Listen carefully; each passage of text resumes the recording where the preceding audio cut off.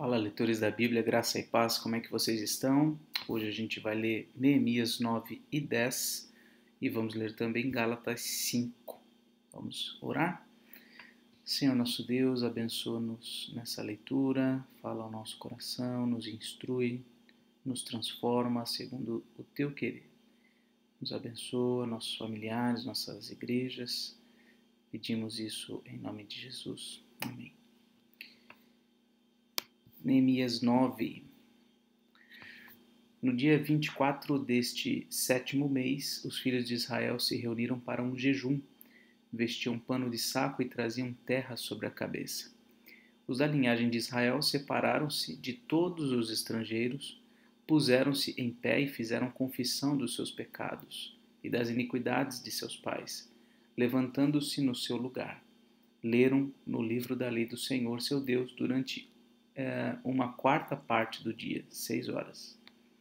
E durante outra quarta parte do dia fizeram confissão e adoraram o Senhor, seu Deus. Olha só, 12 horas de adoração, 6 horas lendo as Escrituras e 6 horas confessando os pecados e adorando o Senhor. Jesua, Bani, Cadmiel, Sebanias, Buni, Serebias, Bani, Kenani se puseram em pé no estrado dos levitas e clamaram em alta voz ao Senhor Deus.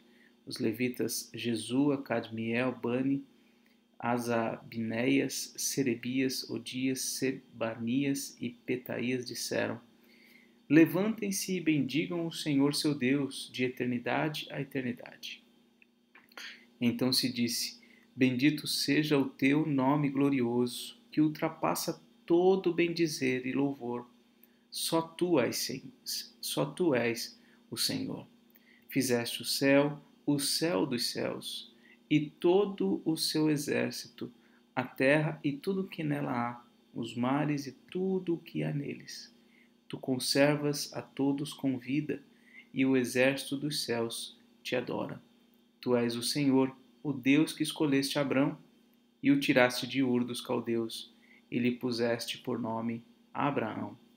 Achaste o seu coração fiel diante de ti, e com ele fizeste aliança, para dares à descendência dele a terra dos cananeus, dos heteus, dos amorreus, dos ferezeus, dos jebuseus e dos girgazeus, e cumpriste as tuas promessas, porque és santo. Viste a aflição dos nossos pais no Egito e ouviste o clamor deles junto ao Mar Vermelho. Fizeste sinais e maravilhas contra Faraó e seus servos e contra todo o povo da sua terra, porque soubeste que os trataram com arrogância, e assim adquiriste a fama que tens até o dia de hoje. Dividiste o mar diante deles, de maneira que o atravessaram em terra seca. Lançaste os seus perseguidores nas profundezas, como uma pedra nas águas impetuosas. Tu os guiaste durante o dia com uma coluna de nuvem e durante a noite com uma coluna de fogo para iluminar o caminho por onde deviam seguir. Desceste sobre o monte Sinai, do céu falaste com eles e lhes deste juízos retos, leis verdadeiras, estatutos e mandamentos bons. Tu lhes deste a conhecer o teu santo sábado e lhes deste mandamentos, estatutos e lei por meio do teu servo Moisés. Quando estavam com fome, lhes deste pão dos céus, e quando estavam com sede, fizeste brotar água da rocha, e lhes disseste que entrassem para tomar posse da terra que com juramento prometeste dar a eles. Porém eles, os nossos pais, se tornaram arrogantes e teimosos e não deram ouvidos aos teus mandamentos. Recusaram ouvir-te e não se lembraram das tuas maravilhas que fizeste no meio deles. Foram teimosos e na sua rebelião escolheram um chefe, com o propósito de voltarem para a sua servidão no Egito. Porém tu, ó Deus perdoador, bondoso e compassivo, tardio em irar-se e grande em bondade, tu não os abandonaste, nem mesmo quando fizeram para si um bezerro de metal fundido e disseram: Este é o seu Deus, que o tirou do Egito, e cometeram grandes blasfêmias. Mas tu, pela multidão das tuas misericórdias, não os abandonaste no deserto. A coluna de nuvem nunca se afastou deles durante o dia para os guiar pelo caminho, nem a coluna de fogo durante a noite para iluminar o caminho por onde deviam seguir. E lhes concedeste o teu bom espírito para os ensinar. Não lhes negaste o teu maná para poderem comer, e lhes deste água quando tiveram sede. Durante 40 anos tu os sustentaste no deserto, e nada lhes faltou. As roupas que eles usavam não envelheceram, e os seus pés não ficaram inchados. Também lhes deste reinos e povos, cujas terras repartiste entre eles. Assim conquistaram a terra de Seom, rei de Esbom, e a terra de Og, rei de Bazã. Multiplicaste os seus filhos como as estrelas do céu, e os trouxeste à terra que tinhas prometido a seus pais, dizendo que nela deveriam entrar. Os filhos deles entraram e tomaram posse da terra. Subjugaste diante deles os moradores da terra, os cananeus, e os entregaste nas mãos deles com os reis e os povos da terra, para fazerem com eles o que bem quisessem. Conquistaram cidades fortificadas e terra fértil. Tomaram posse de casas cheias de todo tipo de coisas boas, cisternas cavadas, vinhas e olivais e árvores frutíferas em abundância. Comeram e se fartaram, engordaram e viveram em delícias pela tua grande bondade. Ainda assim foram desobedientes e se revoltaram contra ti. Viraram as costas à tua lei e mataram os teus profetas que testemunhavam contra eles, para os fazerem voltar a ti, e cometeram grandes blasfêmias. Por isso tu os entregaste nas mãos dos seus inimigos que os oprimiram. Mas no tempo da sua angústia clamaram a ti, e dos céus tu os ouviste. E segundo a tua grande misericórdia lhes deste libertadores que os salvaram das mãos dos que os oprimiam. Porém, quando se viam em descanso, tornavam a fazer o mal diante de ti, e tu os abandonavas nas mãos dos seus inimigos, para que dominassem sobre eles. Mas quando se converteram e clamaram a ti, tu os ouviste dos céus, e segundo a tua misericórdia, os livraste muitas vezes.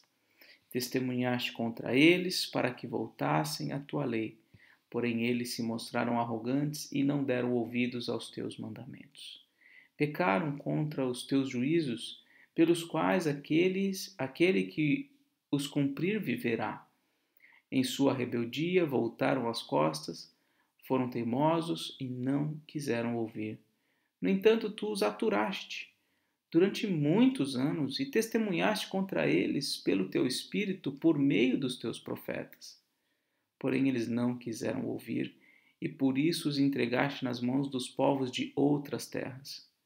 Mas pela tua grande misericórdia, não acabaste com eles, nem os abandonaste, porque tu és Deus clemente e misericordioso. Agora, pois, ó nosso Deus, ó Deus grande, ó Deus nosso, ó Deus grande, poderoso e temível, que guardas a aliança e a misericórdia, não menosprezes toda a aflição que nos sobreveio a nós, aos nossos reis, aos nossos príncipes, aos nossos sacerdotes, aos nossos profetas, aos nossos pais e a todo o teu povo, porque os dias dos reis da Assíria até o dia de hoje, aos nossos pais e a todo o teu povo, desde os dias dos reis da Assíria até o dia de hoje. Tu foste justo e em tudo o que nos aconteceu, pois agiste com fidelidade, enquanto nós procedemos mal. Os nossos reis, os nossos príncipes, os nossos sacerdotes e os nossos pais não guardaram a tua lei, nem deram ouvidos aos mandamentos e aos testemunhos que lhes deste, pois eles, no seu reino, na sua abundância de bens que lhes deste, na terra espaçosa e fértil que puseste diante deles, não te serviram, nem se converteram de suas obras más. Eis que hoje somos escravos, e até na terra que deste aos nossos pais para comerem o seu fruto e o seu bem, eis que somos escravos nela. Seus abundantes produtos são para os reis que puseste sobre nós, por causa dos nossos pecados. Estes reis dominam sobre nós e sobre nosso gado, como bem entendem. Nós estamos em grande angústia. Por causa de tudo isso, nós fazemos uma aliança fiel, por escrito. E os nossos príncipes, os nossos levitas e os nossos sacerdotes puseram o seu selo sobre ela. Capítulo 9 é um longo capítulo, uma grande oração, né? Eles passaram 6 horas ali confessando ao Senhor os pecados e adorando, né? E provavelmente foi nessas 6 horas que eles escreveram esse longo capítulo, né? Brincadeiras à parte, uma oração muito bonita, né? Recuperando toda a memória da história de Israel e expondo diante de Deus todos os pecados cometidos, né? Ao mesmo tempo adorando a Deus por sua clemência, longanimidade, por seu amor constante, por sua fidelidade, aliança. E aqui ele afirma aqui no finalzinho que eles então fazem uma aliança por escrito com Deus. Isso é muito bonito, né? Especialmente hoje, em tempos em que as nossas palavras já não valem mais nada, né? Aliás, nem por escrito hoje as palavras valem muita coisa, mas diante de Deus as palavras, os nossos votos, aquilo que a gente promete realizar, isso tem um peso muito grande. E eles então renovam a aliança com o Senhor Deus que é um Deus de aliança. Capítulo 10. Os que colocaram o seu selo foram Neemias, o governador, filho de Acalias, Zedequias, Seraías, Azarias, Jeremias, Pazur, Amarias, Malquias, Atur, Sebanias, Maluque, Arim, Meremote, Obadias, Daniel, Gineton, Baruque, Mesulão, Abias, Miamim, Maasias, Bilgai, Semaías. Estes eram sacerdotes. E os levitas, Jesua, filho de Azanias, Binui, dos filhos de Anadad, Cadmiel, e os irmãos deles, Sebanias, Odias, Quelita, Pelaías, Anã, Mica, Reobe, Azabias, Acur, Serebias, Sebanias, Odias, Bani e Beninu. Os chefes do povo, Parós, Paate, Moabe, Elão, Zatu, Bani, Buni, Asgad, Bebai, Adonias, Bigvai, Adim, Ater, Ezequias, Atur, Odias, Azum, Bezai, Arife, Anatote, Nebai, Magipias, Mesulão, Ezir, Mesesabel, Zadok, Jadua, Palatias, Anaías, Oséias, Ananias, Assub, Aloés, Pilha, Sobeque, Reum, Azabna, Maazéias, Aías, Anã, Maluque, Arim e Baana. O resto do povo, os sacerdotes, os levitas, os porteiros, os cantores, os servidores do templo e todos os que tinham se separado dos povos de outras terras para seguirem a lei de Deus, com suas mulheres, seus filhos e suas filhas, todos os que tinham saber e entendimento, firmemente aderiram aos seus compatriotas, os nobres, e prometeram com juramento e sob pena de maldição que andariam na lei de Deus que foi dada por meio de Moisés, servo de Deus, que guardariam e cumpririam todos os mandamentos do Senhor nosso Deus e os seus juízos e os seus estatutos, que não dariam as suas filhas em casamento aos povos da terra, nem escolheriam as filhas deles para casar com seus filhos, que se os povos da terra trouxessem qualquer mercadoria ou qualquer cereal para vender no dia de sábado, nada comprariam deles no sábado, nem em dias santificados, e que no 7º ano abririam mão da colheita e de toda e qualquer cobrança. Então essa foi a promessa que eles fizeram, todos eles. Olha só, os levitas, os sacerdotes, os porteiros e tal, e olha aqui o detalhe, ó, todos os que tinham saber e entendimento. Era uma profissão de fé, né? Era uma coisa consciente. Aqueles que tinham consciência para fazer isso, né? Deveriam fazer e fizeram. As crianças que ainda não têm entendimento, ainda não chegaram à idade da razão, obviamente não participaram disso, né? Mas os pais eram representantes dos seus filhos nessa aliança. Versículo 32. Também assumimos a obrigação de contribuir anualmente com 4 gramas de prata para o serviço do templo do nosso Deus, para os pães da proposição, para a oferta contínua de cereais, para o holocausto contínuo dos sábados e das festas da lua nova, para as festas fixas, para as coisas sagradas, para as ofertas pelo pecado, para fazer expiação por Israel e para toda a obra do templo do nosso Deus. Nós, os sacerdotes, os levitas e o povo, lançamos sortes a respeito da oferta da lenha que se havia de trazer ao templo do nosso Deus, segundo as nossas famílias, em tempos determinados, de ano em ano, para queimar sobre o altar do Senhor nosso Deus, como está escrito na lei. Também nos comprometemos a trazer anualmente à casa do Senhor as primícias da nossa terra e todas as primícias de todas as árvores frutíferas, bem como os primogênitos dos nossos filhos e os do nosso gado, como está escrito na lei. Assumimos a obrigação de trazer ao templo do nosso Deus, aos sacerdotes que ministram nele, os primogênitos das nossas manadas e das nossas ovelhas, e de trazer aos sacerdotes,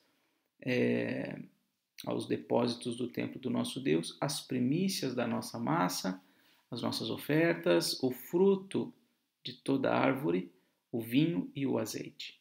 Também nos comprometemos a trazer os dízimos da nossa terra aos levitas, pois a eles cumpre receber os dízimos em todas as cidades onde há lavoura. O sacerdote, filho de Arão, estaria com os levitas quando estes recebessem os dízimos, e os levitas trariam os dízimos dos dízimos ao templo do nosso Deus, aos depósitos da casa do tesouro.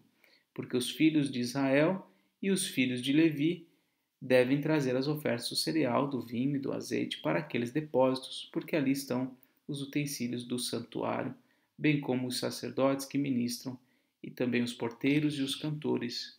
Não abandonaremos o templo do nosso Deus. Muito bem. Agora, vamos ler Gálatas 5.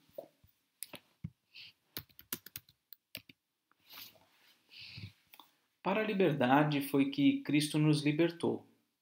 Por isso, permaneçam firmes e não se submetam de novo a jugo de escravidão.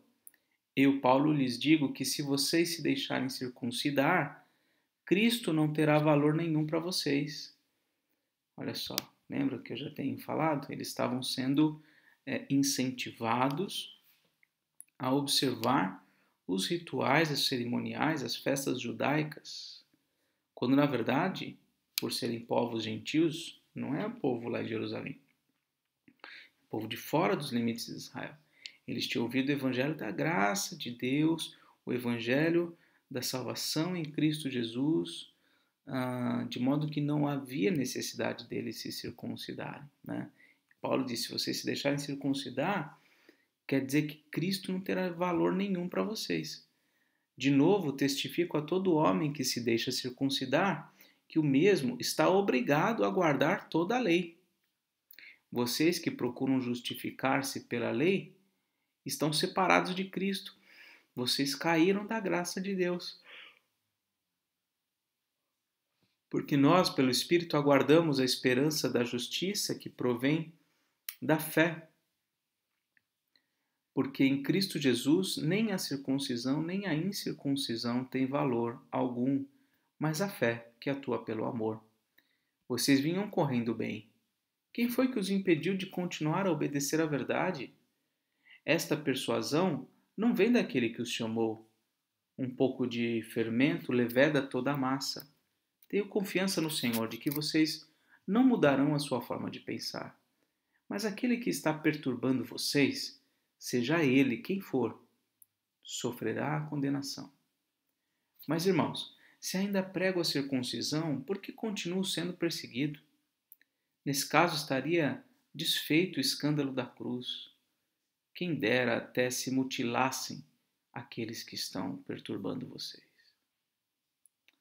Porque vocês, irmãos, foram chamados à liberdade. Mas não usem a liberdade para dar ocasião à carne. Pelo contrário, sejam servos uns dos outros pelo amor. Porque toda a lei se cumpre em um só preceito, a saber, ame o seu próximo como a você mesmo. Mas se vocês ficam mordendo e devorando uns aos outros, tenham cuidado, para que não sejam mutuamente destruídos. Digo, porém, o seguinte: vivam no Espírito e vocês jamais satisfarão os desejos da carne. Porque a carne luta contra o Espírito, e o Espírito luta contra a carne, porque são opostos entre si, para que vocês não façam o que querem. Mas se são guiados pelo Espírito, vocês não estão debaixo da lei. Ora, as obras da carne são conhecidas, e são imoralidade sexual, impureza, libertinagem, idolatria, feitiçarias, inimizades, rixas, ciúmes, iras, discórdias, divisões, facções, invejas, bebedeiras, orgias e coisas semelhantes a estas. Declaro a vocês, como antes já os preveni, que os que praticam tais coisas não herdarão o reino de Deus. Mas o fruto do Espírito é amor, alegria, paz, longanimidade, benignidade, bondade, fidelidade, mansidão, domínio próprio. Contra estas coisas não há lei. E os que são de Cristo Jesus crucificaram a carne, com as suas paixões e os seus desejos. Se vivemos no Espírito, andemos também no Espírito. Não nos deixemos possuir de vanglória, procurando ou provocando uns aos outros, tendo inveja uns dos outros. Muito bem, capítulo importante aqui dessa carta, em que o apóstolo Paulo fala aqui da liberdade cristã, que não deve ser usada como pretexto para licenciosidade, para cometer pecados, né? Mas que indica que nós somos livres da necessidade de obrigações ritualísticas, né? Aqui, ó, a liberdade é limitada pelo amor. Esse é um trecho muito, muito interessante, muito importante para a gente refletir. E aqui um texto clássico, né, em que o apóstolo Paulo faz distinção entre as obras da carne e o fruto do Espírito. Algo que deve nos orientar, inclusive, né, para a gente perceber se em nossa própria vida as obras da carne estão prevalecendo ou o fruto do Espírito tem se evidenciado de modo mais presente, né, de forma mais evidente. Ok? Muito bem, essa foi a leitura de hoje. Que Deus te abençoe. Um forte abraço e até mais, se Deus quiser.